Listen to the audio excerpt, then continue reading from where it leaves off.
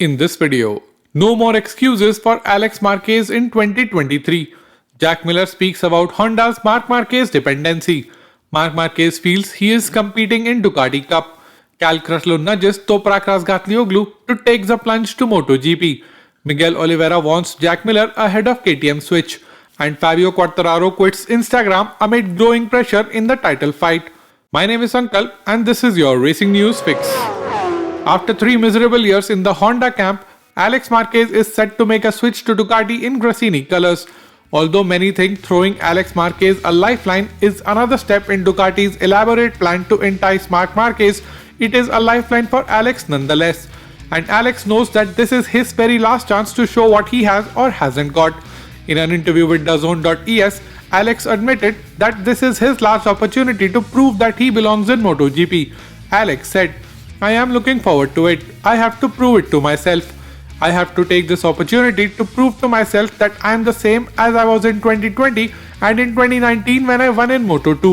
I think I have that potential and that is why I got this opportunity." When asked about Ducati being competitive with multiple riders with multiple riding styles, which from the outside seems like the opposite of Honda, Alex said, "It is a bike that wins the races. It is at the front. It is fast with many different riding styles with many different riders. Basically, you have everything.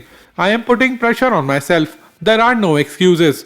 But at the end of the year, I will see if I am good enough for this or not. Because you have to be honest with yourself." Since the Misano test, Honda have been using the Calyx swing arm on Marc's bike and it seems to be there to stay at least for their immediate future. Jack Miller, who started his MotoGP stint with LCR Honda all the way back in 2015, finds it hard to believe that Honda have managed to reach a place where they need external help. Miller said, "I find it hard to understand why Honda is using a Calyx swing arm. Does Honda Racing Corporation have to turn to a third-party supplier to make a swing arm? It does not make any sense. We are talking about Honda, the largest motorcycle manufacturer in the world. I don't even know how many titles they have in total, but Honda has built their bike all around a single rider, and now that's what they have. Honda has been in a very dark place for the last 2 years. I hope they can get out of there, and being Honda, I am sure they will." After Johann Zarco ended the race at Buriram behind Pecco Bagnaia, despite having the pace to maybe even fight for the win, there was a lot of chat in the paddock surrounding manufacturer orders for all Ducati riders.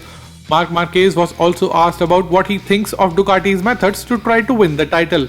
Marc said, "It is normal to do all this. They have the best bike and their riders are always in front.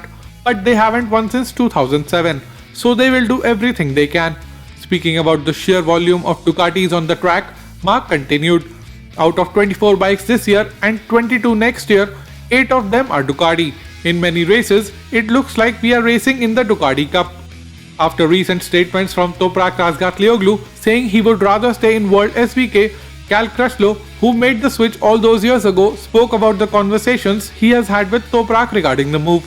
Cal said, "I explained it to him that in my first year of MotoGP, I wanted to go back to WSVK. Look at the satellite equipment. They are not Moto3 teams. They have factory bikes.